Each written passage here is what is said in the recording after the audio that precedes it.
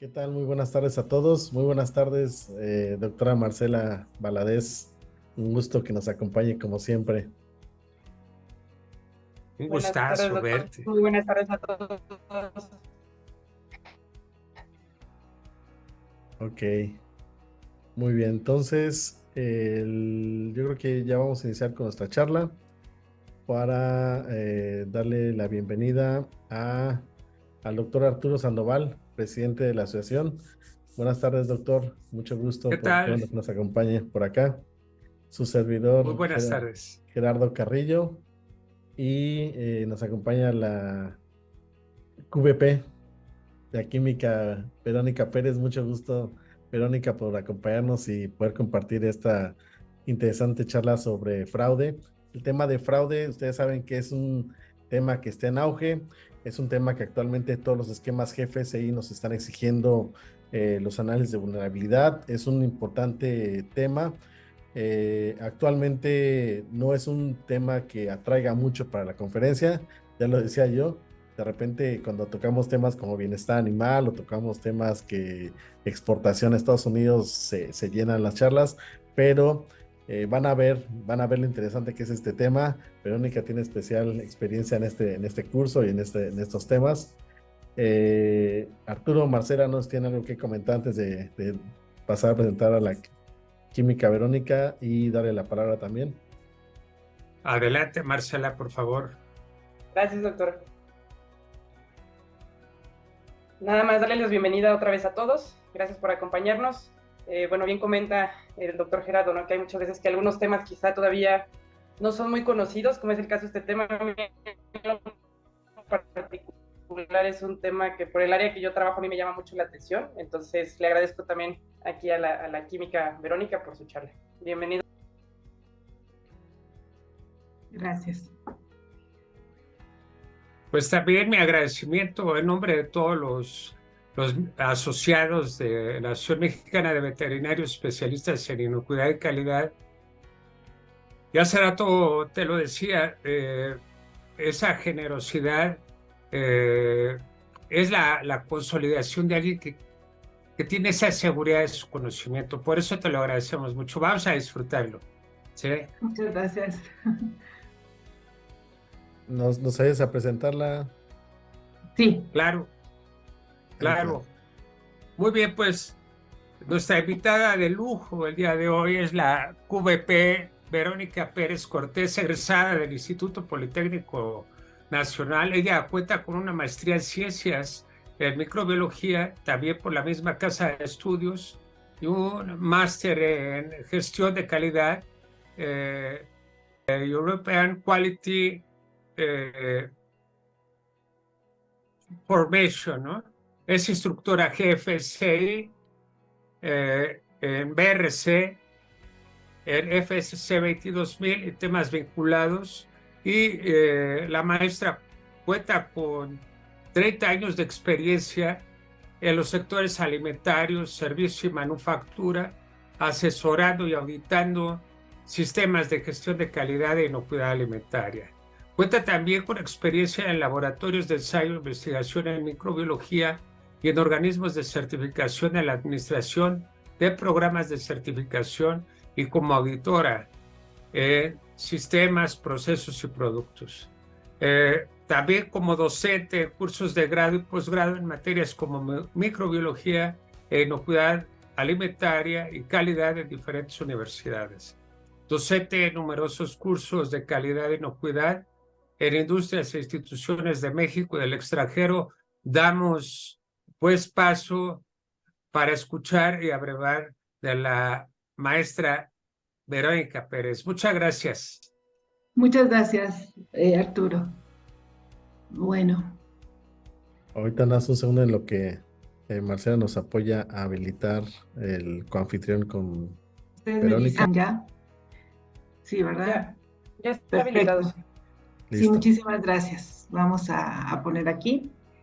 Bueno, pues buenas noches. Agradezco yo también al doctor Gerardo, al doctor Arturo, a nuestros compañeros que aparecen y que están aquí con nosotros, y sobre todo a la invitación de la AMBEI poder platicarles sobre este tema que, como nos comentaba Gerardo, pues está teniendo mucha importancia a nivel de la industria alimentaria y pues lo que pretendemos es tocar el siguiente contenido que es aquí. Trataremos de hacerlo en unos 60 minutos y después vamos a pedirles en algunos momentos que contesten algunas preguntas vía chat que nos van a hacer el favor de revisar Gerardo, para poder saber un poquito de lo que ustedes piensan o creen que es alguno de los temas que toquemos. Y posteriormente vamos a cerrar con algunas conclusiones y preguntas para tratar de resolver algunas dudas que puedan surgir a lo largo de este seminario. Bueno, entonces el tema lo hemos intitulado Fraude Alimentario, Crimen Lucrativo, y vamos a ver a lo largo de toda la presentación el por qué estamos hablando de un crimen lucrativo. Ciertamente es un crimen, pero también implica mucha ganancia económica y vamos a ver las variantes que están condicionando este tema. A raíz de varios incidentes que se han presentado, hay una mayor conciencia, hay una mayor claridad, incluso en la industria alimentaria, que ha permitido tipificar lo que es un fraude alimentario y tratar de atender el tema con un poquito mayor de más eficacia. Tenemos esto más o menos desarrollándose entre 10, 15 años aproximadamente.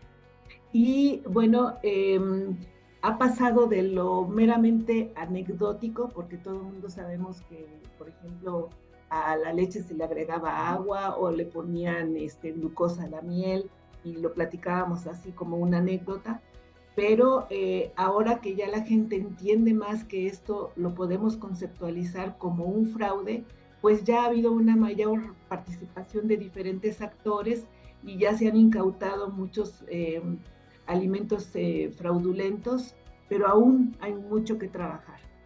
Sobre todo, y esto ya es un tema pues mundial, como vemos. Y en la siguiente lámina les voy a pedir que me hagan favor en el chat de contestar con sus palabras qué entienden por fraude alimentario, y les pido a mis compañeros que me ayuden a tener las primeras impresiones. 2, 3 comunicaciones será importante analizar. Muy bien, a ver si nos apoyan escribiendo en el chat qué es lo que piensan que es fraude alimentario. Después nos comentan, Marcela, que que te vendan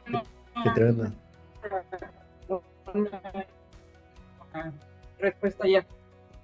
Sí. Aquí hay una respuesta. Bueno, que dice que es adulteración con fines lucrativos. Bien. Que te vendan un producto por otro. Bien. ¿Qué más? ¿Qué opinan? Aquí hay otro, Ramón Mendoza. Es una estrategia que usa algunas empresas con el fin de generar ganancias al cliente. Bien. Ok. Muy bien. ¿Algo más que quieran comentar? Que te den gato por liebre. Ah, perfecto, esa me gusta. No se le escucha bien a Marcela. Bueno, pero no te preocupes, bueno, ahí están continuamos esas respuestas. y hay chance todavía de comentar algo, pero ciertamente Bien. voy a tocar sus palabras, a tomarlas en consideración, porque hay algunas palabras que realmente van claramente contra el concepto de fraude, que es un tema lucrativo, un engaño porque dan un producto por otro, un gato por liebre, y es lo que hacen muchas empresas para generar un recurso, incluso, no sé si entendí bien el comentario, a costa de los consumidores o de la siguiente parte que consume una materia prima, ingrediente que una empresa puede estar comercializando.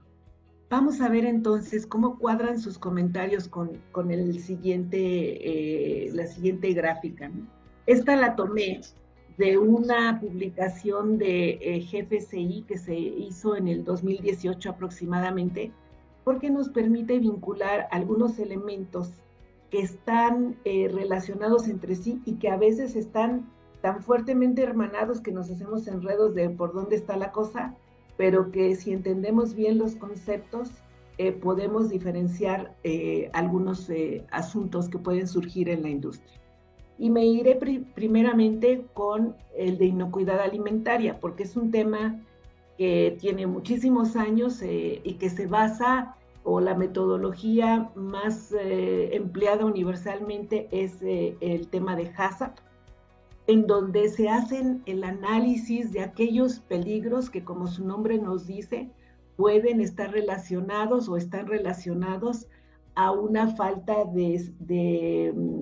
o a un producto que nos puede hacer daño, no es inocuo. Y las personas que van a comprar un alimento cualquiera, si van a pagar un valor por él, pues lo que menos esperan es que les haga daño. Así que las fuerzas del mercado y desde hace mucho tiempo la reglamentación han incluido elementos o normas que dicen, bueno, este producto no debe de contener tal o cual cosa porque hace que no sea inocuo, ¿no? Entonces, este es un tema bastante entendido. ¿Cómo llegan esos peligros? Pues normalmente vienen de origen, por ejemplo. Una bacteria que llega a un alimento, un residuo de plaguicida, un residuo de una droga veterinaria que llega al producto y que no alcanzó a quitarse o no alcanzó a metabolizarse o al tiempo de decaimiento de un producto agrícola no fue suficiente, pero el tema es que llegó allí o llegó incidentalmente con aguas de riego, qué sé yo. Entonces, es un tema que se tiene que cuidar y analizar los posibles peligros asociados a la producción de un alimento. Este es un lado, digamos, de la valla. Del otro lado vamos a hablar donde está el tema que vamos a tocar ahora, pero también hay dos puntos digamos, en las cabezas de la flecha. Uno de ellos es seguridad alimentaria. El tema de inocuidad alimentaria a veces se traduce mal y se le pone seguridad alimentaria, pero en realidad seguridad alimentaria se refiere al abastecimiento de productos en cantidades y en calidades suficientes. Y dice ahí motivado políticamente porque cuando hay un tema de una guerra o incluso un tema de un desastre natural que no se está atendiendo políticamente lo suficientemente bien, pues llega a haber un desabasto y no hay seguridad alimentaria en el lugar. Preguntemos ahora a nuestros compañeros de Kenia, me parece, o lo que pasó en Turquía, que desestabiliza las cadenas de suministro y no permite la seguridad alimentaria correcta. En el otro extremo, tenemos el de especificidad de los alimentos, que no es un tema que se maneje así demasiado en el sector, sin embargo, sí lo vivimos todos los días. Este es motivado por el consumidor.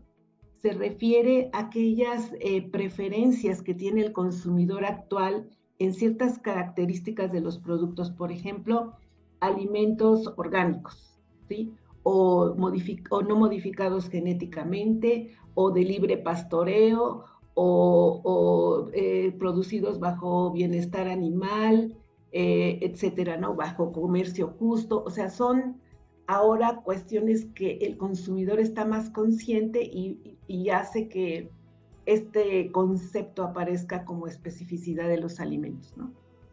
Del otro lado de la valla tenemos el tema de defensa alimentaria. Tuvo mayor relevancia por ahí cuando lo de las Torres Gemelas, porque hubo un ataque que en aquel momento se llamó bioterrorismo, porque a la par de destruir las Torres Gemelas también se mandaron algunas cartas con algunos bacillus del anthrax o no sé qué, queriendo dañar algunas cosas, y esto fue movilizado por terroristas. ¿Cuál era el móvil de estas personas? Un ataque ideológico frontal contra lo que no estaban de acuerdo. Ahora, en el tiempo se han dado cuenta que no nada más los terroristas pueden tratar de afectar y de derribar la defensa alimentaria de una organización, sino pueden ser ONGs, algunas que estén en contra o que crean que no se protege el bienestar animal, juntas de vecinos que no están de acuerdo con que pasen tantos camiones por allí, puede ser un empleado enojado, y todos tienen el mismo móvil, es decir, afectar o causar daño a la organización que creen que está siendo su enemigo número uno, ¿no?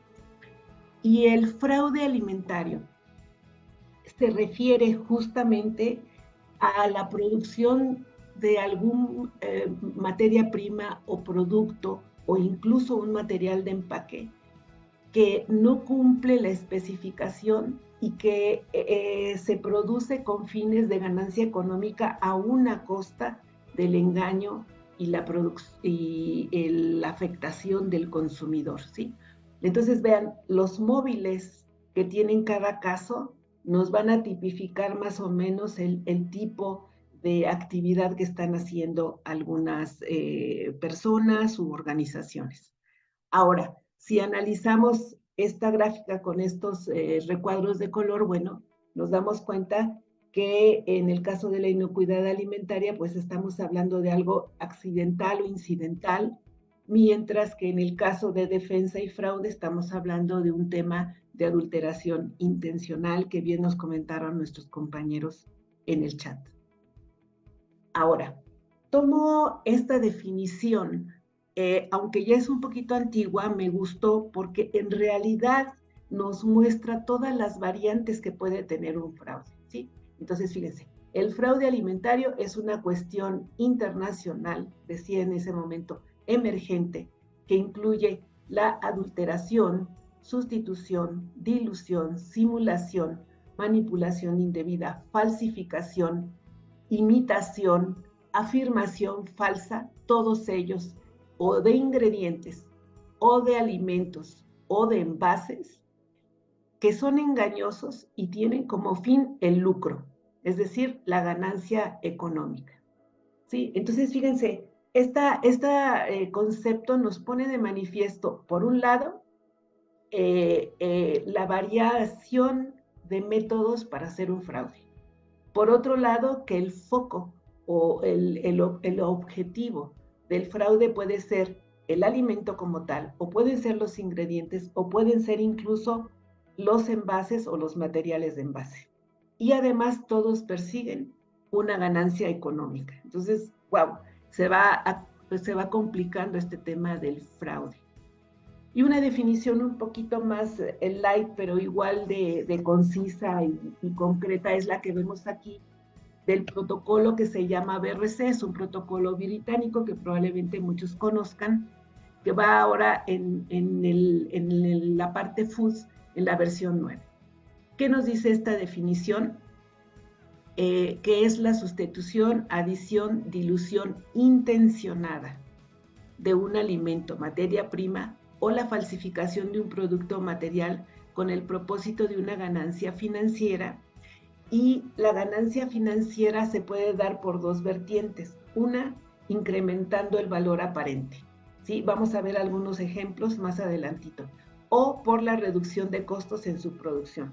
Si tomamos un fraude muy conocido como es que se agregue agua a la leche, bueno, el que está produciendo la leche a lo mejor gasta lo que debería de gastar para la producción de 10 litros, pero a lo mejor vende 13 litros de leche y entonces hay una reducción de costos haciendo fraude, ¿sí?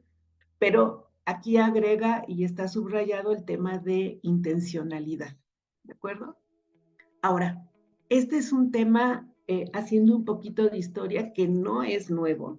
Esta información me llamó mucho la atención porque, fíjense, ya casi 200 años antes de Cristo, se estimaba que se producía en Roma 180 millones de litros de vino anualmente y que cada individuo consumía una botella al día.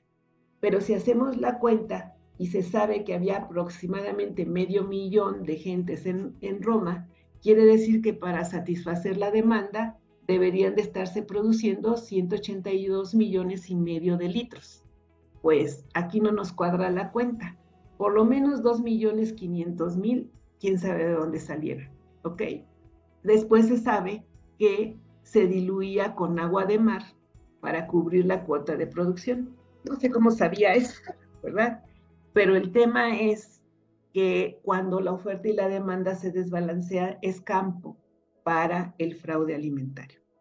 Otra nota más adelante, siglo XIX, bueno, este señor, un químico, él es la primera persona que habla exactamente de adulteración intencional, lo pone en un tratado de adulteración alimentaria, pero se ignoran sus contribuciones y él decía, ¿cómo es posible? Una persona que tiene hambre y que roba unos chelines en el camino, lo sentencian a la muerte. Pero alguien que hace un producto venenoso y que afecta crónicamente una comunidad completa, pues no recibe ningún castigo. ¿De acuerdo? Entonces vean que el tema del fraude ya tiene mucho tiempo, pero realmente tomó mucho tiempo nuevamente para que la industria alimentaria tomara conciencia de esto. ¿Ok? Veamos ya más recientemente algunos fraudes publicados y pongan antenas en las formas del fraude que se aparecen aquí, ¿no? Por ejemplo, hay una norma que en Estados Unidos que para jugos para niños no deben ir azucarados, pero una empresa que estuvo vigilada por la FDA no veían problema alguno, pero resulta que se dan cuenta que hay un tanque que agrega jarabe de azúcar y entonces en vez de producir 100 litros producían 120 y esa era la ganancia, evidentemente no se declaraba y pasó mucho tiempo antes de que se dieran cuenta. Otro caso que afectó a la Unión Europea fue el chile en polvo adulterado con un colorante que se llama Sudán 1 y que se usaba el chile en polvo como un ingrediente para unas salsas muy famosas aquí. El tema es que estas salsas se usan también para producir otros productos, así que cuando se dieron cuenta que el chile tenía en polvo estaba adulterado con Sudán, que además ese colorante es cancerígeno y se usa, como les decía yo, en la extensión de pieles y textiles, pues fue una cosa de retiro tanto de las salsas como de todos los productos donde las salsas habían sido. China, creo que lo conocimos muchos, adicionaron melamina en leche en polvo. Aquí lo que pretendían era un aumento del valor aparente porque las aminas de este producto que se usa para hacer, por ejemplo, la formaica y esas cosas para construir cocinas, pues reacciona de tal manera que parecía que el producto, en este caso la leche, pues tenía más proteína, ¿no? Entonces, un aumento de valor aparente, ¿no? Otras cosas como imitaciones de vino de marcas conocidas, que realmente no era el vino que compraba la gente. En Irlanda, fue el que detonó la incorporación de los temas de fraude de manera más decisiva. En este caso fue carne de res sustituida por carne de caballo. Acuérdense que muchas veces la carne molida se hace de pedacitos de carne, entonces pues daba que lo mismo que le pusieran carne de res, de caballo, de cerdo, de burro. Después con el tiempo en los estudios encontraron otros tipos de especies de carne en estas mezclas, ¿sí? Este evento fue muy fuerte, afectó a la Unión Europea. El trazo que hicieron fue porque muchos de los rastros sacrificaban animalitos de diferentes especies y los recortes de carne pues iban a un producto en común, ¿sí? Otros casos publicados, miel premium reemplazada con miel común, en el mejor de los casos. A veces la miel común lleva un poco de glucosa, ese es otro escenario, pero bueno, el que está reportado en Inglaterra es este. En China, en el 2014, mezcla de carne expirada y subestándar con carne que estaba bien, y entonces así metían esa carne a punto de expirar o subestándar para sacarla a su mercado, ¿no? También creo que llegó acá, no sé si de manera real o no, pero arroz hecho de partículas de plástico, esto es en Nigeria 2016. India y Pakistán, si vemos en esta tabla, polvo de té adulterado con colorantes, especies adulteradas con colorantes, en el último caso de Pakistán también textiles. Acuérdense que es el fuerte de esas zonas de Asia. Entonces, bueno, evidentemente problemas, ¿no? En Italia, un vino declarado de origen es sustituido por otro, y bueno, dicen que es el que no es en realidad también. En Estados Unidos, pescado declarado que lo pescamos aquí, es pescado local, pero en realidad fueron comprados en mercados externos cuando hicieron ya un estudio más a fondo. Eso es un engaño también. En Brasil, el aceite de olivo fraudulento, casi el 60% de las muestras eran algún tipo de fraude. En Italia, productos declarados como orgánicos que en realidad no lo eran, ¿sí? Ahora, en estas tablas no hay nada de México, pero encontré esta publicación de la Profeco 2019 y algunos creo que ustedes los escucharon. Atún con soya, aguas que decían, alcalinas, que decían que tenían funciones terapéuticas que nunca se pudieron comprobar, bebidas de estos vegetales que están aquí, que estaban como de tal manera las etiquetas que hacían pensar que eran leches o que eran veganas o que eran kosher, pero ninguno de estos elementos o claims se pudieron comprobar.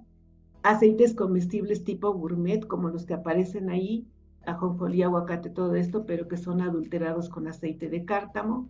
Carne para hamburguesas que se declaran de res o de pollo, pero que incluyen o los pellejitos o cosas así, o carne de cerdo incluso. Katsu, que no cumple con la proporción de tomate que dice nuestra normatividad, o cremas de leche que también están fuera de norma porque tienen agregados grasa vegetal, barras de fruta que dicen ingredientes, pero por ejemplo, algunos frutos rojos, pero en realidad tienen saborizantes, ¿no? Y que pretenden engañar al consumidor.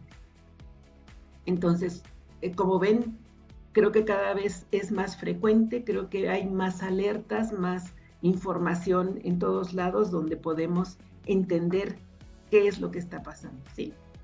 Aquí nuevamente les voy a pedir que usen el chat y me digan o nos compartan qué han escuchado sobre fraude alimentario o qué cosa les ha pasado que consideren que es un fraude alimentario.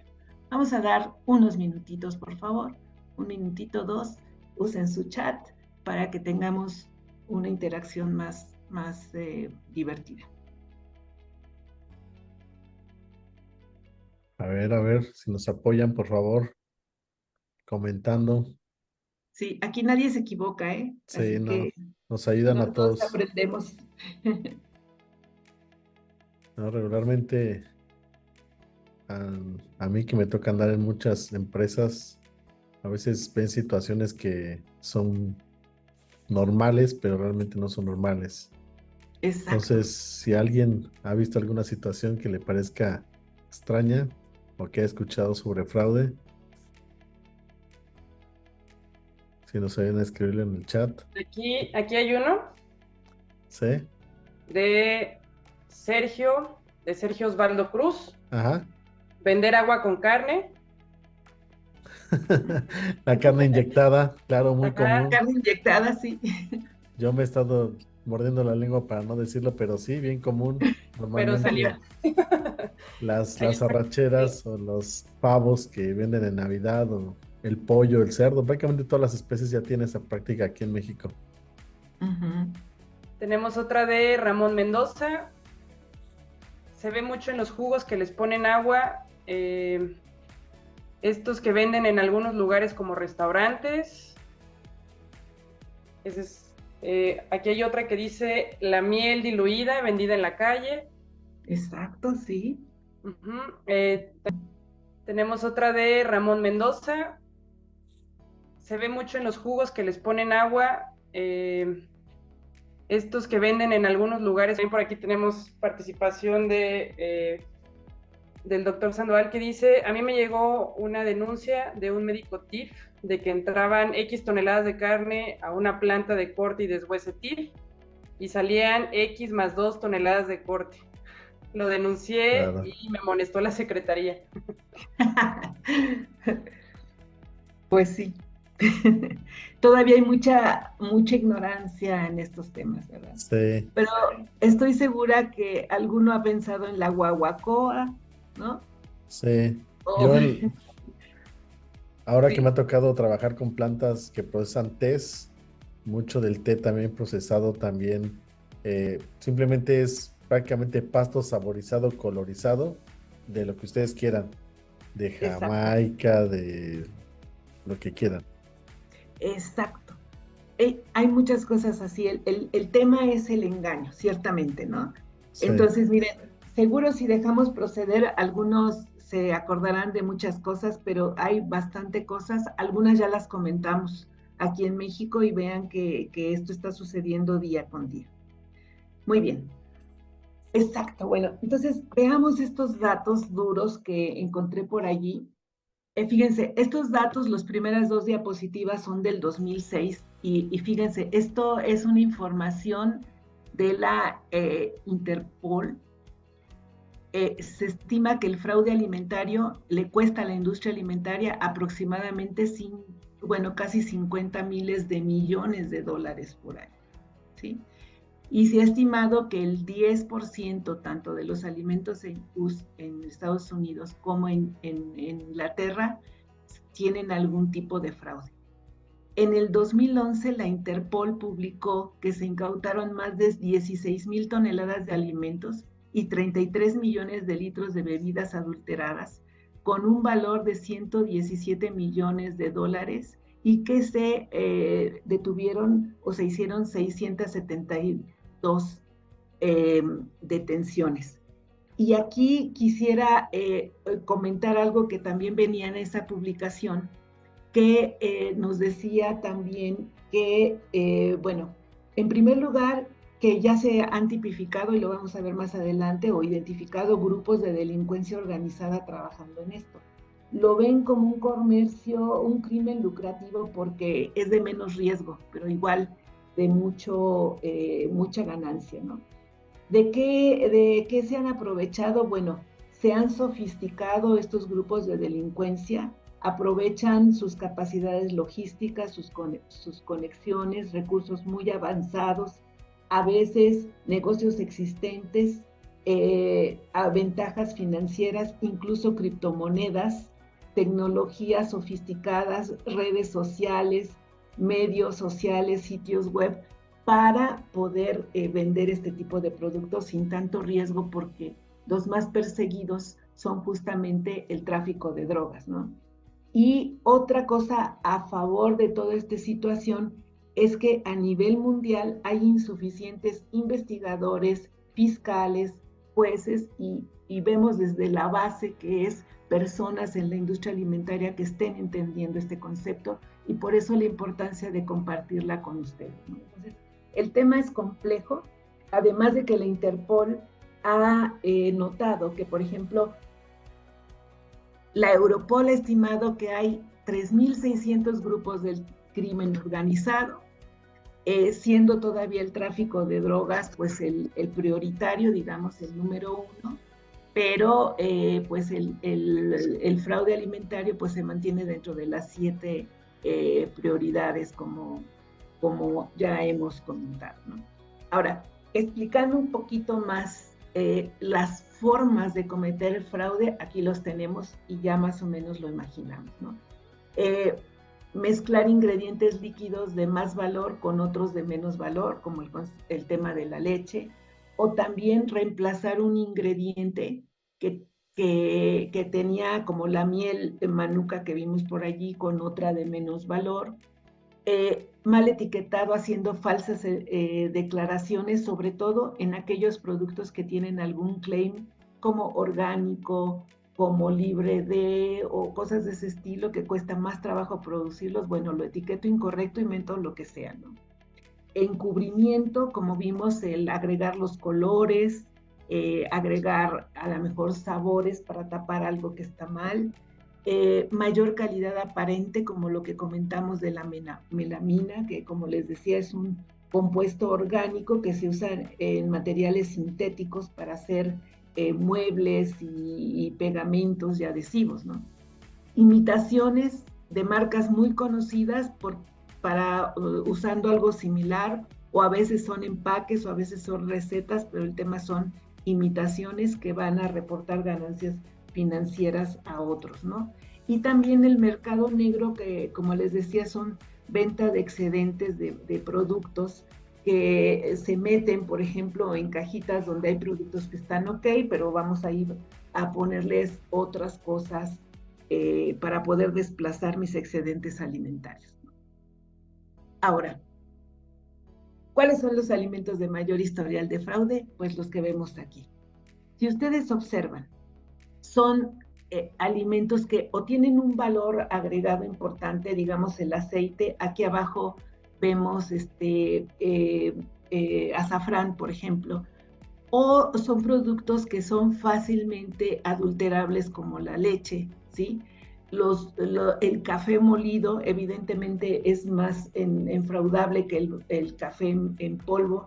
Algunos otros, como el pescado, que te declaran una especie y es otra, productos orgánicos o con cualquier otro claim, y todos los que vemos aquí como el miel, jarabes de maple, café, té. El jarabe de maple, por ejemplo, tiene un valor agregado, los otros también son caros y de la misma manera, especies, vinos y frutas, ¿no? Entonces, esto está muy tipificado, lo tomé pues de una publicación de BRC que vamos a hablar más adelante. Ahora, ¿cómo los protocolos GFSI han abordado este tema? Bueno, veamos el primer asunto, ¿sí? Los sistemas de gestión de inocuidad alimentaria, que son los que ha aprobado GFSI tradicionalmente, se versaron durante mucho tiempo en la contaminación no intencional de ingredientes o alimentos, y generalmente, como es no intencional, pues los contaminantes eran conocidos, ¿no? Como los que comentamos, algunas bacterias específicas, por ejemplo, listeria para productos que se manejan en frío, ¿sí? Entonces, es no intencional, es por el ambiente, pues normalmente se hacía un análisis de riesgos. Si el producto cumplía ciertas características, ya sabíamos que podía tener, por ejemplo, listeria, ¿okay? Sin embargo, el fraude alimentario es un acto intencional que lo hace alguien para ganar dinero. Esa persona es muchas veces la única que conoce qué sustancia agregó. Por ejemplo, ¿a quién se le ocurre en su sano juicio estar haciendo Sudán 1 en una salsa? Pues es poco probable, no es algo conocido ni es algo normal. Entonces, de ahí que aunque muchos de los ingredientes o elementos para el fraude que se añaden no necesariamente dan un daño o un problema de inocuidad, sí son muy peligrosos porque la naturaleza puede ser muy diversa y muy desconocida. Entonces, en ese sentido, aquí tenemos una dificultad técnica, porque si vemos, la inocuidad es no intencional y por lo tanto la podemos analizar probabilísticamente, es decir, qué probabilidad hay que llegue un metal pesado a tal lugar, ¿no? Bueno, si la fuente es así, ya está. Entonces, podemos normalmente en el HACCP hacer una matriz cuadrática donde dices, aquí es la probabilidad versus la severidad, y tú calculas cuál es la significancia de un peligro en un alimento determinado. En el caso del fraude, como la cuestión es intencional, ya la probabilidad no nos queda muy clara, porque es un evento determinístico y por lo tanto no estamos hablando exactamente de un análisis de riesgo, sino más bien un análisis de vulnerabilidad, es decir, dónde dejé huecos para poder ser atacado. Ahora, la caída o la inclusión de estos elementos a protocolos de GFSI, pues partieron mucho de las guías que publica periódicamente GFSI para tratar de homologar los criterios de certificación de todos esos protocolos que hay en el mercado, BRC, FCC, SQF, IFS, etcétera, etcétera, ¿sí? Entonces, lo que dice GFCI, bueno, los perpetradores del fraude buscan beneficio económico, no les importa si van a impactar la salud del consumidor. Muchas sustancias no causan daño, como vimos una miel con otra, o a la mejor agua con la leche. Pero en algunos otros casos sí que lo puede hacer, incluso si el agua de la leche no está muy limpia, o incluso si la carne que le agregaron a esas hamburguesas viene de un animal que a lo mejor le inyectaron antibióticos o tenía algún desinflamante, algo así, bueno, están comiendo esos residuos a las personas que consumen, ¿no? O si son, por ejemplo, judíos, pues tampoco les va a gustar que venga, por ejemplo, carne de cerdo en una carne que ellos pensaban que era de res o kosher, ¿no? Entonces, pueden potencialmente ser más peligrosas, y de ahí que el documento guía dice, bueno, hay que hacer un análisis de vulnerabilidad al fraude. En función de los resultados obtenidos en ese análisis hay que tener un plan para controlar esos fraudes, implementar las medidas de control que sean necesarias, apoyándose en el sistema de gestión para que no vayan cada una por su lado, y ahora es un requisito de todos los protocolos de certificación aprobados por GFCI. Ha habido en estos años, 10 años aprox, una cosa así, una mayor conciencia, sí que ha habido cambios importantes en todo digamos, en la industria alimentaria. Por ejemplo, se han fortalecido las regulaciones, ¿sí? Y hay una mayor vigilancia. Si bien algunas de las organizaciones, por ejemplo la FDA, está muy orientada a temas de inocuidad alimentaria, hay una partecita de fraudes, pero que de todas maneras pegan a la inocuidad, ¿no? No deja su tarea fundamental, ¿no?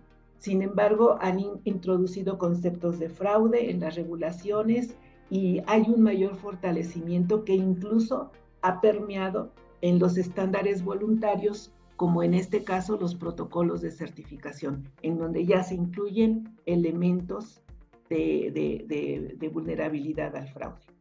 Y también ha habido una mayor colaboración entre los diferentes actores, ya sea gobiernos, industrias, centros de investigación, organizaciones. Ustedes pueden buscar en las redes, por ejemplo, historiales de fraude en un sistema que se llama European Union Rapid Alert, que está publicando los temas de fraude en Europa. También hay algunas otras organizaciones como la FAO, por ejemplo, que habla de anomalías económicas y costos de cultivos, y cuando se desbalancea esto, pues es cuando los precios suben, bajan, y cuando hay un campo para lo que es un fraude. También hay consideraciones geopolíticas a considerar. Por ejemplo, la Organización de Transparencia Internacional publica anualmente cuáles son los mercados más o menos transparentes. Desafortunadamente nuestro país no está bien rankeado, y eso me da mucha tristeza, pero te puede poner alertas de cómo se están moviendo las situaciones en los diferentes mercados. Y así hay otro muy famoso que antes se llamaba Food Fraud, ahora es de Cernis, en donde pueden encontrar mucha información sobre impactos de los fraudes alimentarios. ¿Okay? Bueno, entonces, veamos esta analogía. Si alguno de ustedes ha viajado en lo que es en el metro, pues todos sabemos que pues ahí hay personas que les gusta sacar las carteras de algunas bolsas, ¿no? Y ustedes me van a comprender bien esto. ¿Cuál va a ser su foco predilecto? Pues aquella persona que a lo mejor trae la bolsa aquí a medio la espalda, en una hora pico, cerca de una estación donde va a haber cambio de gente, pero además va distraída viendo su teléfono, ¿no? Estas situaciones van a ser las predilectas porque su motivación es ganar dinero de esa persona que va a sacar el monedero, por ejemplo. Lo va a hacer porque ve la oportunidad de que alguien está distraído, pero lo va a hacer también, perdón, hubo una interrupción aquí. Entonces, veamos cómo todos los crímenes económicos tienen unos patrones definidos. Por ejemplo, que alguien vea la oportunidad, que tenga la motivación y que no sea fácilmente que lo atrapen. Es decir, el evadir, el ser atrapado, ¿sí? El fraude alimentario ocurre cuando hay esto, el potencial para hacerlo, la tentación es alta y el riesgo de ser atrapado es bajo. Cuando se da esta fórmula, entonces vamos a ver que hay una mayor vulnerabilidad. ¿Qué podemos entender por oportunidades? Solo para que vean que dentro de cada una de estas 3 dimensiones hay elementos a considerar. Por ejemplo, características físicas. Evidentemente es más fácil adulterar un producto que viene en polvo, por ejemplo, el que les decía, un café molido, a un café que está completo, ¿sí? Entonces, las características físicas de esa materia prima o alimento va a condicionar cierto grado de fraude. ¿Qué otras? Que sea fácil o no adulterarlo. Por ejemplo, agregarle un líquido, un aceite a otro aceite, por comentar alguna cosa. Que la detectabilidad no sea sencilla. Todo eso va a ser elementos que constituyan la dimensión oportunidad. Ahora, motivación. Cuando hay dinero, hay crimen. Y cuando hay mucho dinero, hay un gran crimen. ¿Sí? Esta me encanta, porque es súper claro para nosotros. ¿Cuáles podrían ser motivaciones? Atributos especiales que determinen un valor. Por ejemplo, un producto orgánico, un producto de libre pastoreo, lo que ustedes gusten, una característica por la que el consumidor puede pagar un sobreprecio, ¿sí? Oferta y demanda desbalanceada. Por ejemplo, no sé qué esté pasando en realidad, lo voy a poner como un mero ejemplo, pero si nosotros sabemos que Ucrania es un país que produce muchos cereales y ahorita su cadena de suministro seguramente está afectada, pues entonces a lo mejor la oferta y demanda de lo que ellos producen puede hacer un campo para que a alguien se le ocurra hacer algún tipo de fraude, ¿sí? Cultura ética del negocio, desesperados por ganar dinero, estrategias competitivas, hay mucha competencia, busco la manera de bajar mis costos de producción y también puede implicar eso un fraude, ¿ok? Entonces hay muchas variables dentro de esta dimensión también. La oportunidad de ser atrapado no tiene que ver con las medidas de control que pueda tener la empresa dentro de su forma de controlar sus insumos, ¿no? Entonces, la empresa es la responsable de tener las medidas de control antifraude, pero es un tema bastante complejo porque sabemos que no podemos hacer análisis para detectar cosas que quién sabe qué puso la persona que comete el fraude. Entonces, tenemos que ir a buscar periódicamente, sistemáticamente, información que nos pueda decir qué está pasando con este ingrediente, qué está pasando con este ingrediente, qué distorsión geopolítica está ocurriendo, qué cosas pueden estar sucediendo, por ejemplo, en oferta y demanda que desbalancee esto, en fin. También se vale tener sistemas de monitoreo, pruebas, ensayos que sean adecuados para lo que queremos buscar, contratos a más largo plazo con mi proveeduría, no nada más comprar por precio, mayores controles en la proveeduría, directrices de denuncias. Esto está súper interesante porque hay algunos protocolos, específicamente BRC, que ha metido un elemento que es auditable, que se refiere a tener un mecanismo de denuncia anónimo para que las personas digan, estoy viendo esto, y lo declaren así, aunque a veces los resultados no son tan lindos como nos comentaba el doctor, pero bueno. El tema es tener una serie de controles que nos permitan hacernos menos vulnerables al fraude. ¿Okay? Y si nosotros entendemos que estas dimensiones son las que juegan, tenemos que analizarlas para definir cuáles son las medidas de mitigación que nos convienen. Entonces, ¿cuáles son las medidas de mitigación? Bueno, aquí tenemos un ciclo que los que trabajamos la parte de gestión nos es muy claro, es un ciclo de Deming, en el que nosotros tenemos que planear, hacer, verificar y actuar, de tal manera que podamos tener ese círculo virtuoso de hacer las cosas como las planeamos, medirlas y ver qué tan efectivas son, y en todo caso replanear o replantear algunos elementos que nos permita hacer una mejora continua. ¿Sí? Vamos a ver de qué trata esto. Yo diría que la actividad 1 y 2 pues sería el planear, el 3 y el 4 sería hacer, y luego entre el 4 y el 5 sería verificar y actuar para cerrar nuestro círculo. Vamos a ver qué es lo que dice este círculo. Esta es una propuesta mía, pero me parece bastante lógica. Bueno, primer elemento, ¿qué vamos a planear? ¿Cómo voy a saber cómo determinar la vulnerabilidad al fraude? Bueno, primero hay que revisar y analizar datos del mercado, la inteligencia de mercado que está por allí en las diferentes plataformas y fuentes de información que les comenté, con respecto al fraude de los alimentos, sobre todo que yo comercializo, o de los ingredientes que yo uso.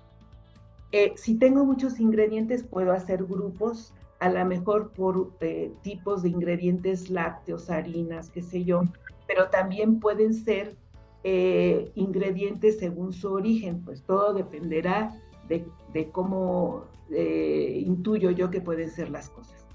Esto lo deberá de definir un equipo que además deberá de tener la preparación para hacer la evaluación de la vulnerabilidad al fraude, con expertos que sean necesarios, que puedan aportar información al análisis en las dimensiones que ya comentamos. Y siempre va a ser necesario que estén buscando información fidedigna, porque si no va a ser una especulación más que un análisis de vulnerabilidad. Luego, la vulnerabilidad al fraude no está definido exactamente un método, como sí más o menos aparecen en los protocolos con respecto, por ejemplo, el HACCP, de acuerdo a Codex, por ejemplo. Aquí no, aquí todavía hay bastante libertad, hay muchos métodos, pero el tema es que sean confiables, ¿no? Uno de ellos que me pareció muy interesante, porque además BRC fue, me parece que el primer protocolo que metió el tema de fraude alimentario, desde su versión 7, debió de haber sido por ahí del 3, 14, por ahí, y publicó una guía que vamos a ver uno de los métodos que aparecen en esa guía y que a mí me parecen más claros, ¿no? Otra organización fue la de SAFE, y otra que podemos hacer en casa, simplemente entendiendo las dimensiones que tengo que analizar para evaluar la vulnerabilidad al fraude. Ahora, todos estos métodos no van a trabajar solitos.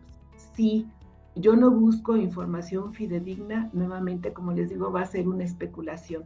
No va a ser algo que realmente te permite identificar tus oportunidades o debilidades y de que ocurra en un fraude, ¿no? Tendrás que analizar elementos económicos, cadenas de suministro, sensibilidad de un producto a ser fraudulento o no, etcétera, etcétera.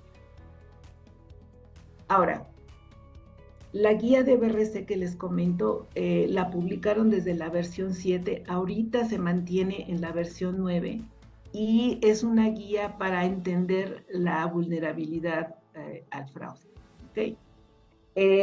Este es el que a mí me gustó mucho, que se llama números de prioridad de riesgos.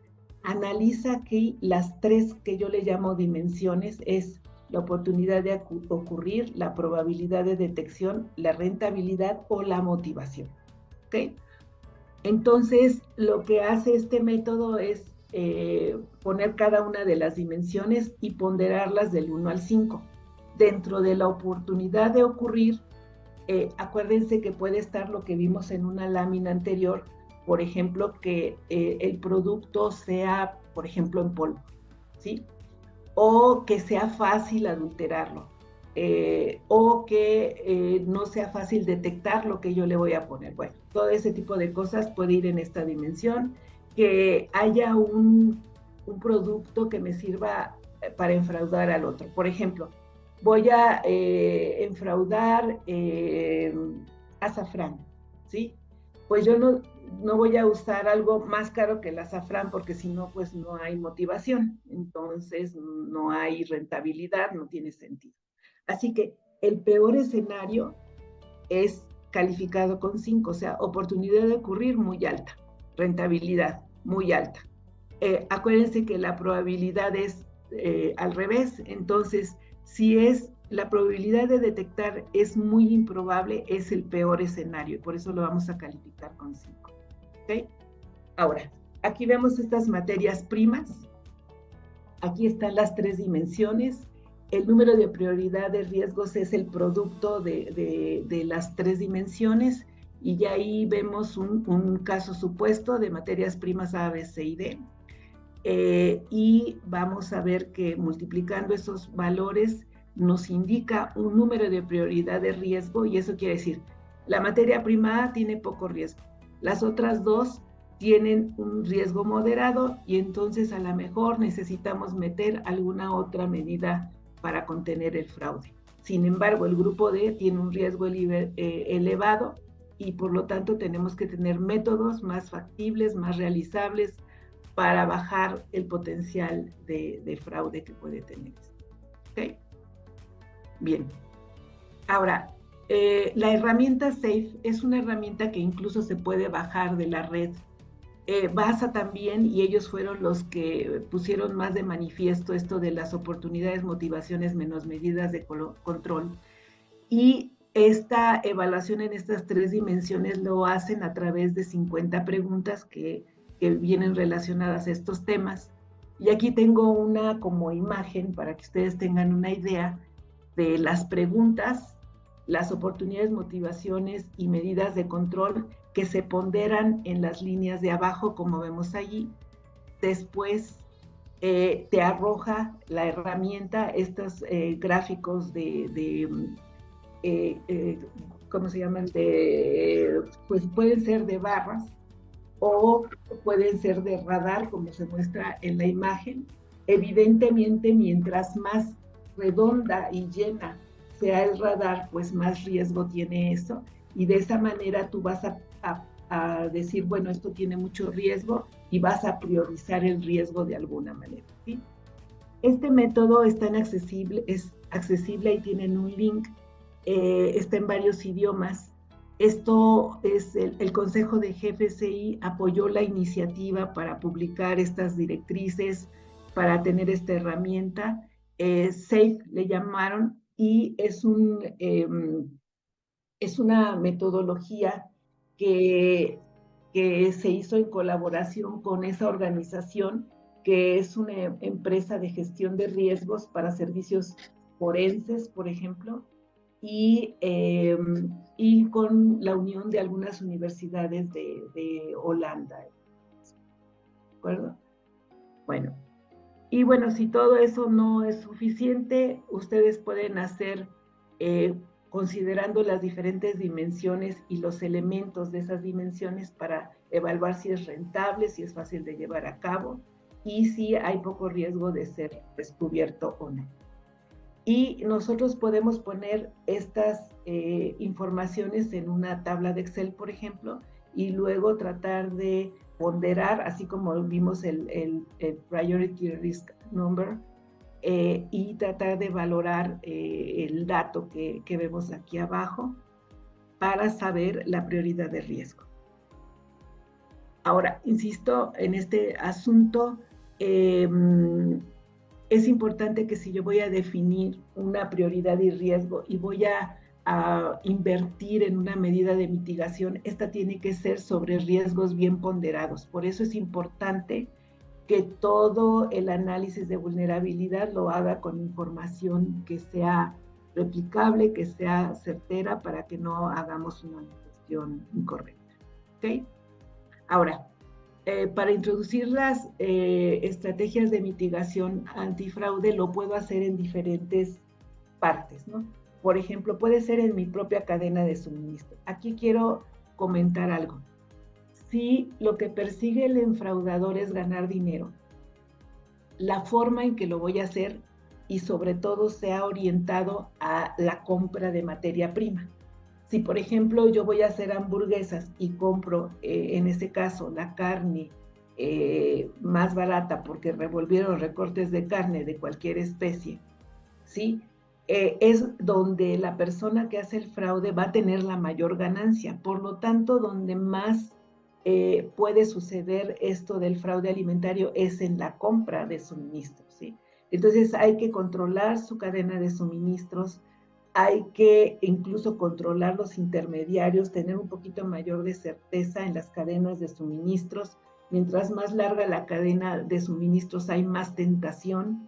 ¿Qué más? Sí se puede pedir certificados de análisis de garantía de autenticidad, se pueden meter ensayos adicionales. Ojo que los ensayos por sí mismos pueden no ser la mejor herramienta, porque muchas veces no sabemos qué es lo que adicionó el enfraudador, y por lo tanto es muy difícil plantear un análisis apropiado, pertinente, ¿sí? Aparte de que tenemos el problema de una muestra representativa para hacer el análisis posterior. Entonces, el muestreo y análisis está ok, pero debería de ir acompañado con otras cosas, ¿sí? Asegurar también los transportistas y el almacenamiento, sobre todo de aquellas materias primas que nos van a traer en un tanque, por ejemplo, algún aceite, o que vengan silos, o para poner en silos. Entonces hay que tener políticas claras con ellos, y sobre todo también la gestión interna, como la ética corporativa, métodos de denuncia, control de procesos y otras cosas. ¿Ok? Ahora, es importante que todas estas estrategias de mitigación también se integren a la gestión del sistema que tenemos en marcha, para que no vayan trabajando de manera independiente, sino que haya una colaboración, una forma sistemática de atender estas medidas de mitigación. Bien, ahora, si yo no mido, no voy a saber dónde estoy. Entonces, las medidas de mitigación deberían implementarse y deberían de vigilarse cuando se les pone en marcha, de tal manera que podamos ver cómo están funcionando y podamos ver qué tan útiles están siendo las medidas de mitigación. Ahora, estas tienen que estarse revisando periódicamente, porque tenemos que recordar que los escenarios económicos y que den paso a fraude son muy dinámicos. ¿Cuándo vamos a reevaluar este análisis de vulnerabilidad? Si cambian las materias primas, si cambia el país de origen, si la cadena de suministro cambió, si la situación financiera de la empresa también cambió, si hay un nuevo riesgo, si hay información científica que nos diga que las cosas cambiaron un poco, etcétera, etcétera. ¿Ok? Voy a concluir aquí, y después podemos abrir micrófonos o lo que indiquen aquí los coordinadores para escuchar sus preguntas. Pero a manera de conclusión, yo diría que el fraude alimentario es un crimen que probablemente va increciendo, no es todavía algo demasiado comprendido en muchos mercados, así que puede ser emergente, intencional y, como sabemos, con un fin económico bien marcado, ¿sí? Por su importancia se incluyó en los protocolos GFCI aprobados.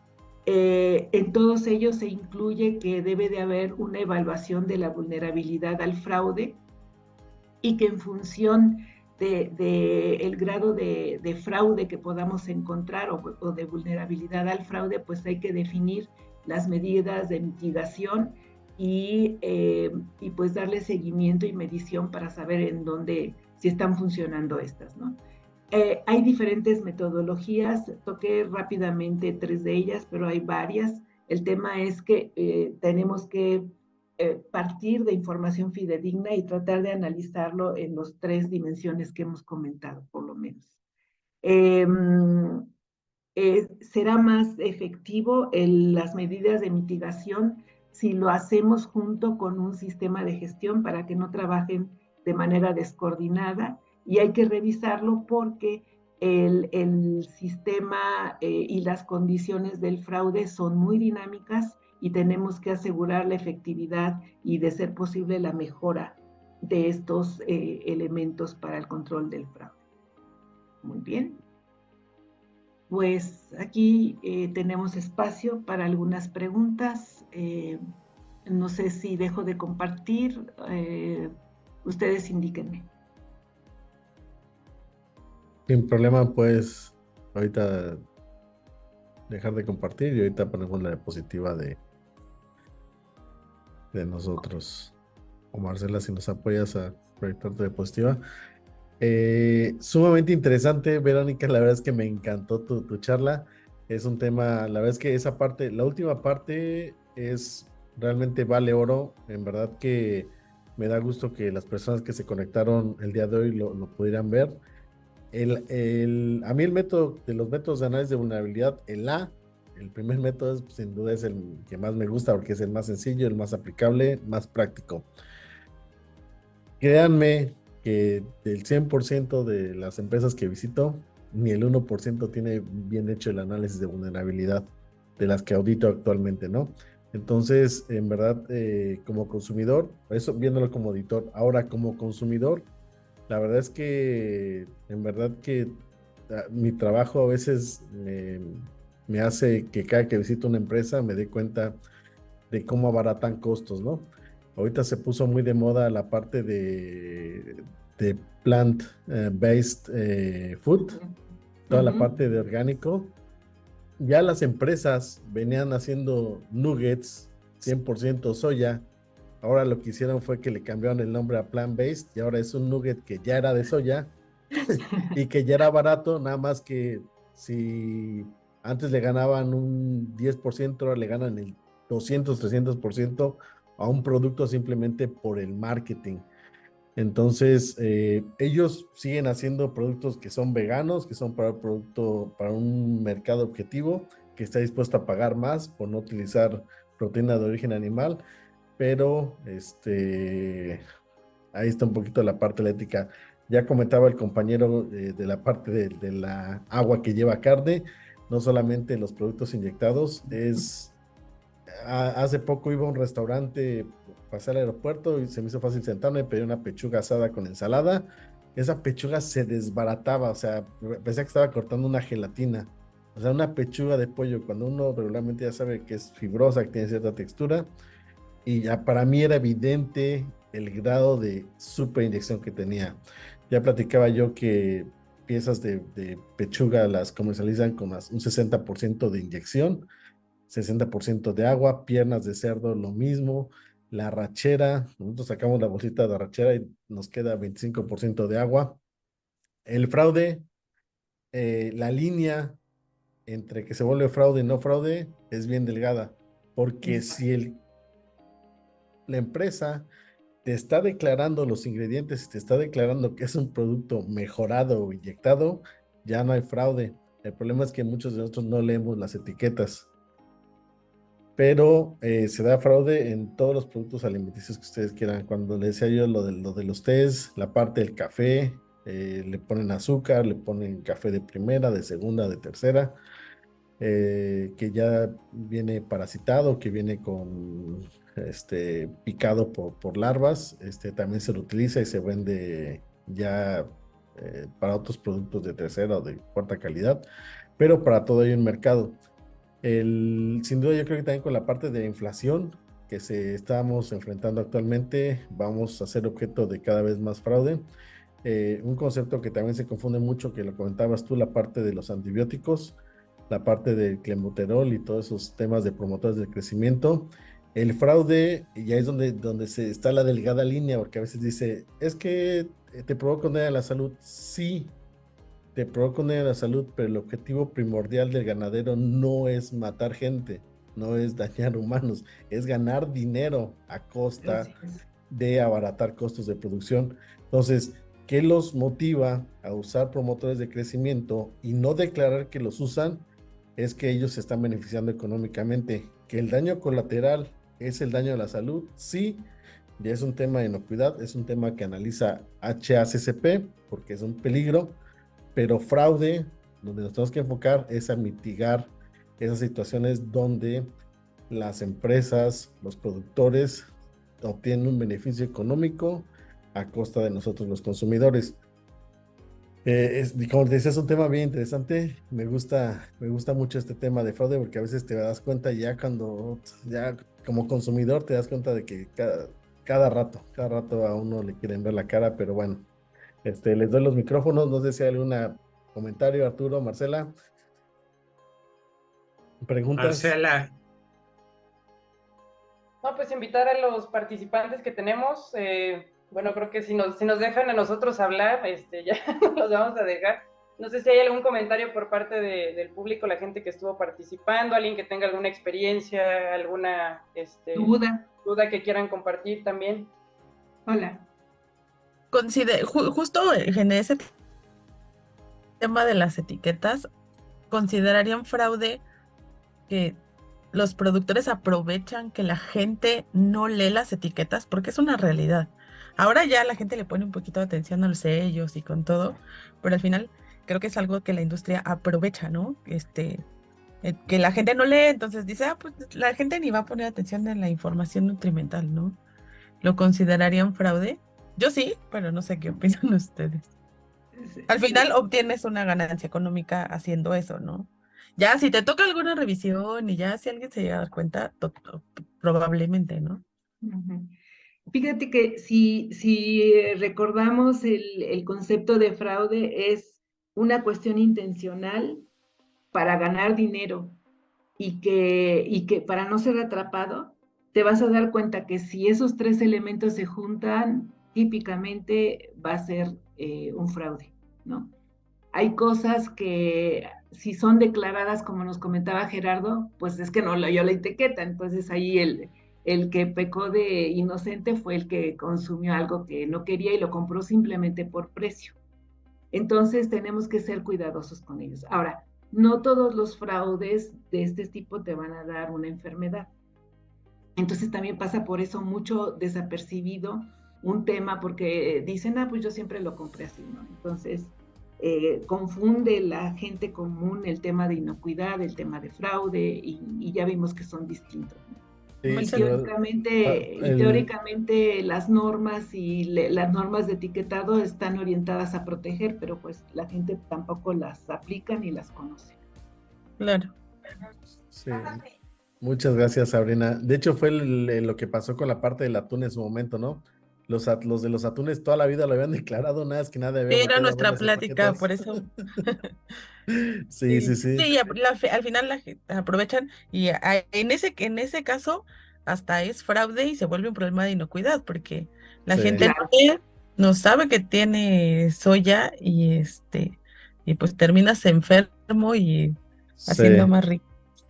Sí, no, sí, de hecho también ahorita yo platicaba con esta empresa que estaba auditando, que ellos están haciendo los productos veganos, están haciendo nuggets, están haciendo carne para hamburguesas veganas o plant-based, basados en plantas, y les digo, sí, mucha soya, muy vegetarianos, pero todos transgénicos, todos marca Monsanto, ¿no? Todos llenos de un montón de residuos de pesticidas, o sea,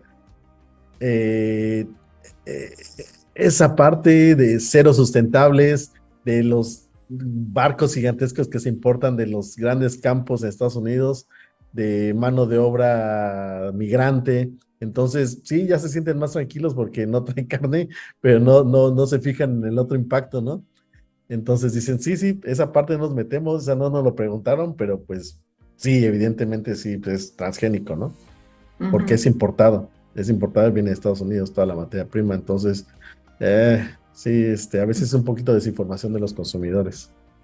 Sí, esto va a llevar un tiempo en la mayor concientización, ¿no? Pero por eso es un crimen emergente, porque además todos los pues grupos criminales pues tienen mucha tecnología y están aprovechando todo lo que pueden, ¿no? Entonces también esto es complejo. Pero pues tenemos que ver granito por granitos qué puedo hacer yo en la planta, cómo puedo controlar que al menos mi proveeduría esté correcta, como para poder ir pues minimizando este tipo de cosas, ¿no? Por ahí está Sebastián, si gustas abrir el micrófono para participar. Gracias, Sabrina, por tu comentario. Hola, buenas noches. ¿Me escuchan bien? Claro. Bueno, primero que nada, felicitarla y agradecerle, Química. La plática estuvo bastante interesante. Estos son temas que a todos nosotros como agentes de la inocuidad, la calidad, la seguridad y específicamente el fraude alimentario pues nos competen completamente. Específicamente el fraude alimentario es muy importante que lo tengamos en cuenta como agentes de la inocuidad principalmente. Porque, por ejemplo, yo tengo muy presente un ejemplo que muy conocido, un escándalo mundial que ocurrió en el 2008. Lo tengo muy presente porque es algo que siempre recalca el doctor Arturo en los cursos de Hazard. Aquel escándalo de la melamina en leche en polvo que ocurrió en China, que tuvo incluso hasta decesos, no me acuerdo si fueron 3 o 6 niños que murieron debido a esto. Comenzó como un fraude alimentario. Estas empresas adicionaban, entre comillas, la leche en polvo con melamina, un componente que es tóxico y ocasiona daño renal, específicamente pérdidas renales y demás. Y al final tuvo un impacto en la inocuidad de este alimento. Al final del día tuvo consecuencias hasta de mortalidad en infantes. Entonces es importantísimo que se tengan en cuenta. A veces se cree, como nos mencionaba la Química, que un fraude es inocente, que no te van a descubrir las repercusiones que tiene sobre este producto, y al final el consumidor final, sobre la inocuidad de estos alimentos, pues son muchísimas. Entonces es un tema de suma importancia, muy interesante. Química, le agradezco y la felicito por esta plática. Gracias. Gracias a ustedes, muchas gracias. Sí, a veces el fraude no tiene consecuencias de inocuidad, pero siempre va a ser fraude, ¿no? Y otras veces puede ser horrible, catastrófico, como el caso de la melamina y lo del Sudán 1 también. Y lo que detonó fue todo lo de carne de res, ¿no? Le dicen el Horsegate, por eso también ese caso. Sí, de hecho, esa parte había uno de nuestros clientes con los que trabajábamos, el doctor Arturo Sandoval y yo en Zacatecas, precisamente parte de la consecuencia del cierre de las exportaciones hacia Europa fue ese escándalo. Antes México importaba muchísimo caballo para sacrificio de Estados Unidos, el 98% se exportaba y el 2% se quedaba para embutidoras en México. Wow. Entonces,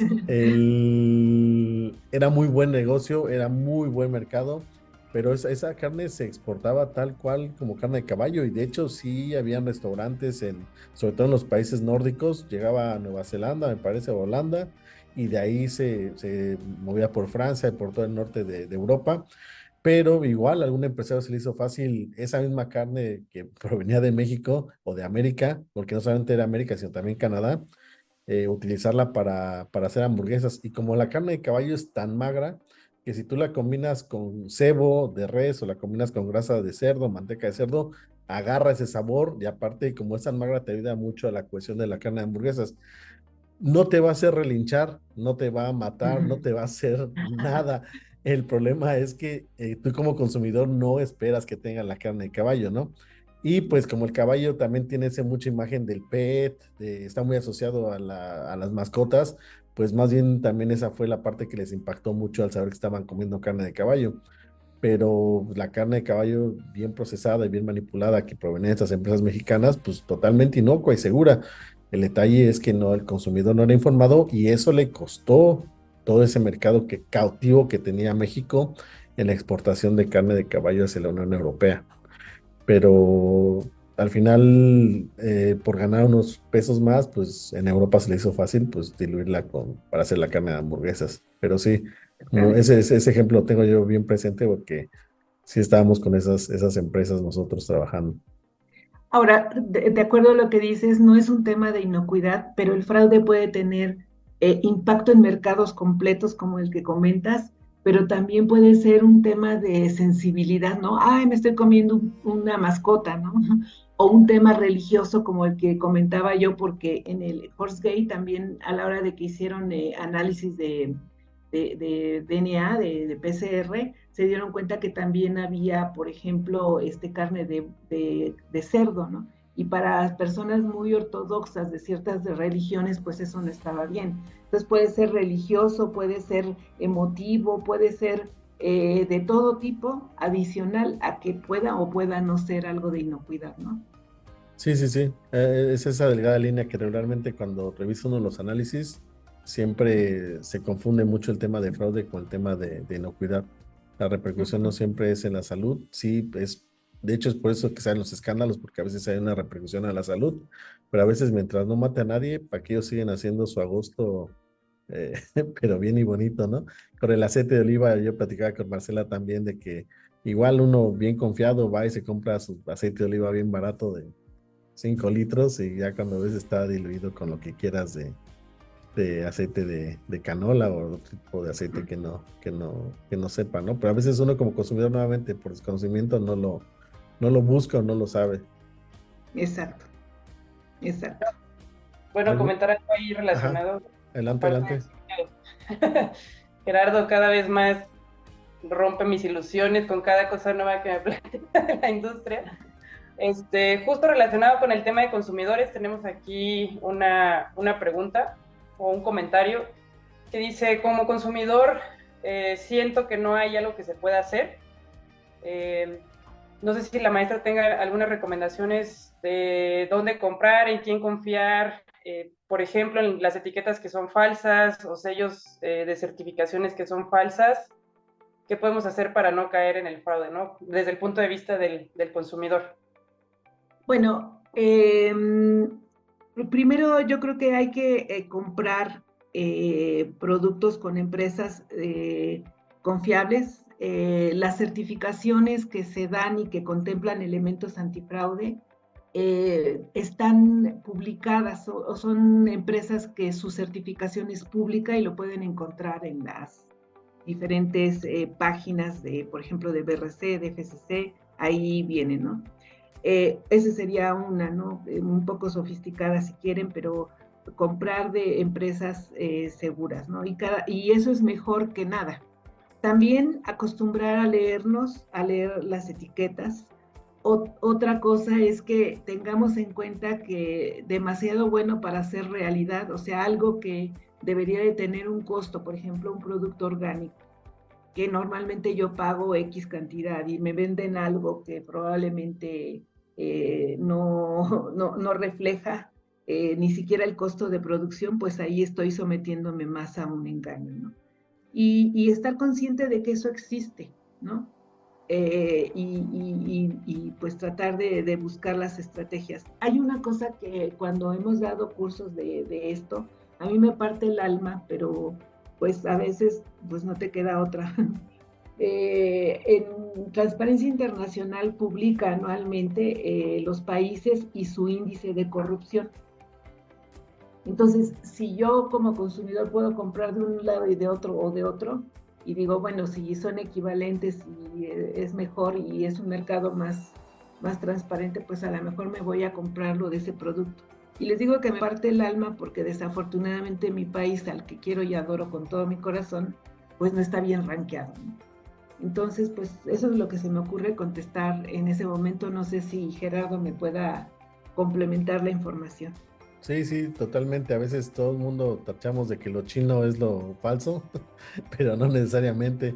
A veces simplemente el compadre de la esquina a la vuelta de tu casa es el que está ahí haciendo fraude con los productos que vende o con lo que sea, ¿no? Entonces sí, sí, la verdad es que la parte de las certificaciones GFSI nos han ayudado mucho a mitigar. Nosotros como es parte de lo que a mí me gusta, por eso mucho mi trabajo principalmente, porque siento que contribuimos con nuestro granito de arena para mitigar esta clase de situaciones a través de las auditorías que realizamos como auditores GFSI, en este caso auditor de BRC, de SQF, de FCC.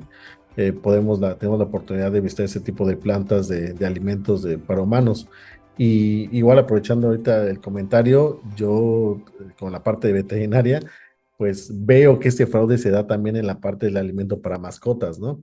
Yo durante la pandemia me dio mucho tiempo para estudiar y para leer y para aprender y para investigar, y en las mascotas, como no tienes idea, o sea, ya de que tú levantas una caja, un bote de croquetas y lees los ingredientes y el 90% de los ingredientes son granos.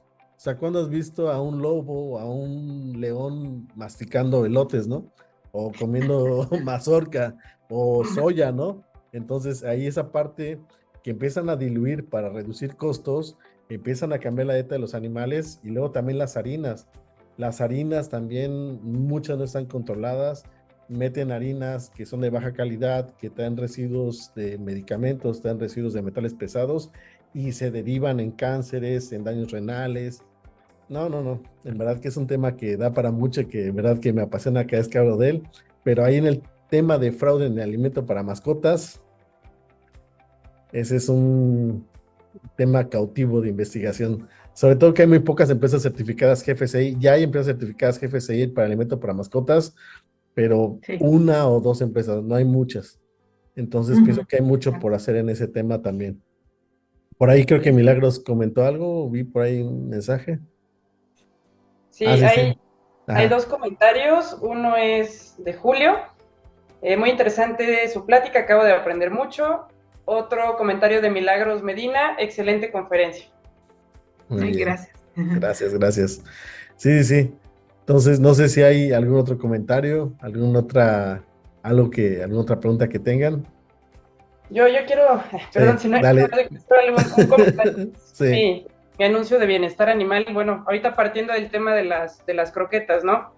¿Por qué tenemos ahorita tantos problemas de alergias en perros, ¿no? De ahí parten muchas cosas que terminan siendo problemas de bienestar, ¿no? Ahorita que es muy creciente este tema de la tenencia de animales de compañía y todo, pues es un problema que también después podría que se investigue un poco más el tema de las croquetas, pues va a derivar en también ahí problemas de crimen, ¿no? Y bueno, aprovechando también un comentario que se hizo al inicio sobre el tema de las etiquetas, pues creo que es un trabajo también pues de educar al consumidor, ¿no? Y empezando por nosotros. Así como estamos acostumbrados a no leer a lo mejor las etiquetas sobre el contenido en general que trae un producto, también pues digo, en SCAL también trabajamos, en SCAL, en Ambake, ahorita con mis colegas trabajamos en esta parte de bienestar animal, y creo que también es ahorita un área donde se está haciendo fraude, porque todavía es un tema pues nuevo, al menos para muchos países de Latinoamérica, donde se sabe que está el mercado, la gente ya está más atenta de las condiciones de producción de los animales.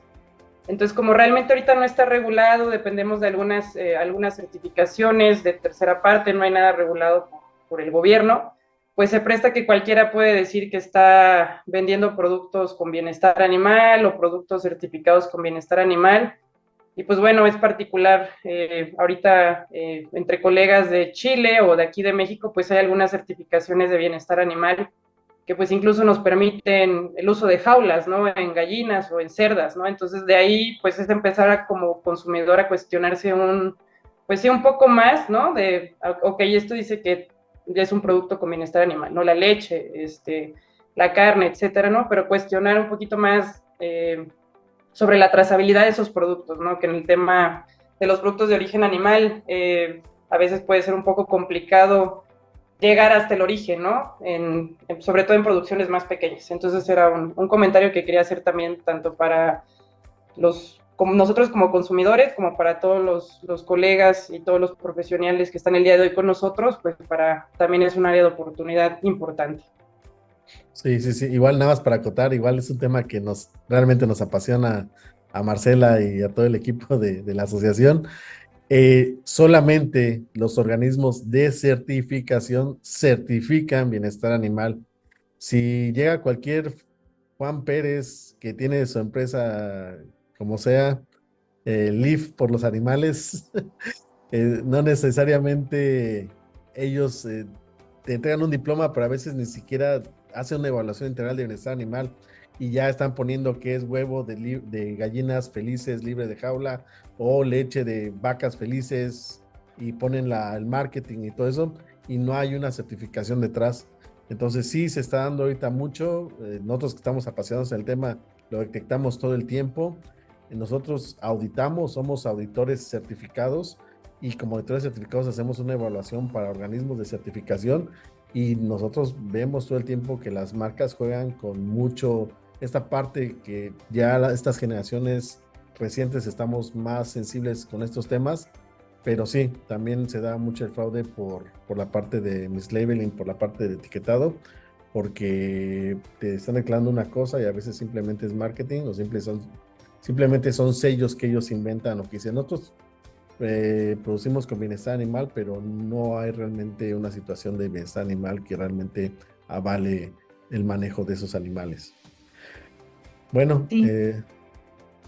Solo un comentario para insistir. Desafortunadamente a veces compramos por precio y tenemos que pensar que a veces demasiado bueno puede ser demasiado fraude.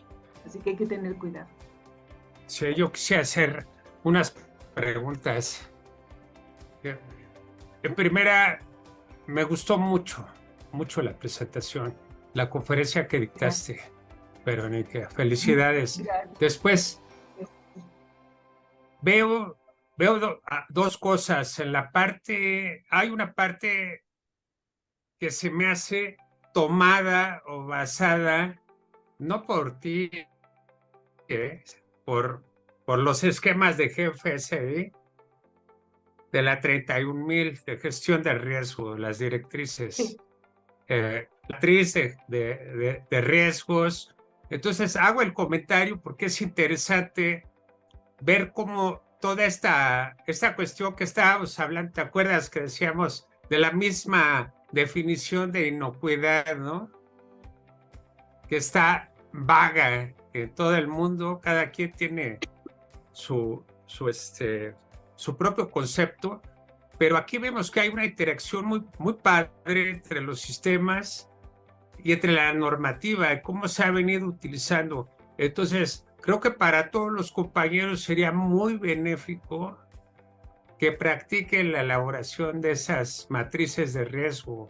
Hay diversos instrumentos, los que manejan ustedes, que son los especialistas, pero también hay unas para los que que somos bisoños en el tema, ¿no?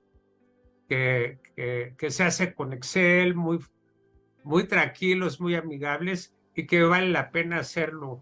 Hay que meternos al link que amablemente nos compartiste para ver también cómo se hace todo este trabajo que es interesantísimo. Después hablaste de ciertas condiciones para evaluar periódicamente. Y a mí se me hizo esa parte lo que hacemos en validación en HACCP, ¿no? Inclusive los motivos que diste, las razones por las que hay que hacer la reevaluación, y que para nosotros es la validación y la revalidación, que es la inicial, que tú también me la mencionaste, la inicial, y que HACCP se hace al menos de acuerdo a la normativa del CFR, se hace una vez al año o cuando se den los cambios que tú mencionaste. Entonces, todo esto se me hace muy interesante. Creo que le necesitamos meter mucho al trabajo, a la práctica. Te felicito. Yo me quedo encantado, muy amable. y seguramente va a estar con nosotros en algo que tenemos ya pensado muy en firme. La semana que entra espero que concretemos algo. Muchas gracias por los comentarios. Sí, hay mucho paralelismo entre análisis de peligro. Es en realidad un análisis de riesgos, pero para diferenciar han hecho análisis de vulnerabilidad para fraude o análisis de amenazas para defensa alimentaria, análisis de riesgos para inocuidad alimentaria. Entonces, sí se pueden hacer todas esas herramientas de gestión de riesgos, solamente que hay que acotarlas un poquito o orientarlas a los riesgos o a las dimensiones que privan en cada caso, como para que nos den un mejor resultado. Pero sí, HACCP ha sido un gran aprendizaje, solo hay que matizarlo en este caso para los temas económicos, ¿no? Como sería el tema de fraude. Pero muchas gracias por los comentarios y fue un gustazo, ¿eh? Bueno, pues si no tenemos más preguntas, les agradecemos a todos mucho su participación. Marce, si nos ayudas a platicarnos nuestra próxima charla. Sí, claro que sí. Muchas gracias por acompañarnos. Muchas gracias, Química Verónica, por su presentación nuevamente. Los queremos invitar. Vamos a tener una plática con el químico Iván Ortiz Delgado el 2 de mayo a las 7 también. El tema que va a dar es diagrama de causa-efecto, herramienta de calidad para solución de problemas. Va a estar muy interesante la plática. Por ahí vamos a subir toda la información a nuestras páginas para que puedan acceder al link, se los compartimos. Y bueno, también invitarlos a los que no sean parte de la asociación, si tuvieran interés en asociarse, en participar con nosotros, tenemos varios eventos planeados para ahorita, además de las pláticas que estamos realizando de manera mensual. Los invitamos a que nos escriban a este correo que aparece aquí, que es contacto@ambake.com. Y bueno, también recordarles que bueno, los esperamos en esta plática que vamos a tener en el mes de mayo. A finales de mes vamos a tener una plática sobre certificaciones de bienestar animal en ganado lechero también. Vamos igual a subir la información sobre los links donde pueden accesar y las fechas y los horarios. Muchas gracias. Muchísimas gracias. Ambake. Innovación y compromiso en la industria alimentaria. En la Asociación Mexicana de Veterinarios Especialistas en Inocuidad y Calidad. La inocuidad alimentaria y la calidad no son solo metas, sino compromisos inquebrantables. Nuestro equipo de expertos lidera auditorías exhaustivas y aplica rigurosos controles en plantas de alimentos para garantizar que cada etapa del proceso cumpla con los más altos estándares de la industria. Creemos que un sistema alimentario responsable comienza con el respeto por los animales. Desde prácticas éticas en granjas hasta colaboraciones internacionales en plantas procesadoras de alimentos, lideramos iniciativas que priorizan el bienestar animal de todas las especies. La sostenibilidad está en el corazón de todo lo que hacemos. Trabajamos junto a profesionales y productores para implementar soluciones innovadoras, reduciendo nuestro impacto ecológico y protegiendo el planeta. Construyamos juntos un sector más seguro y responsable. Te invitamos a formar parte de Ambake. Escríbenos a contacto@ambake.com.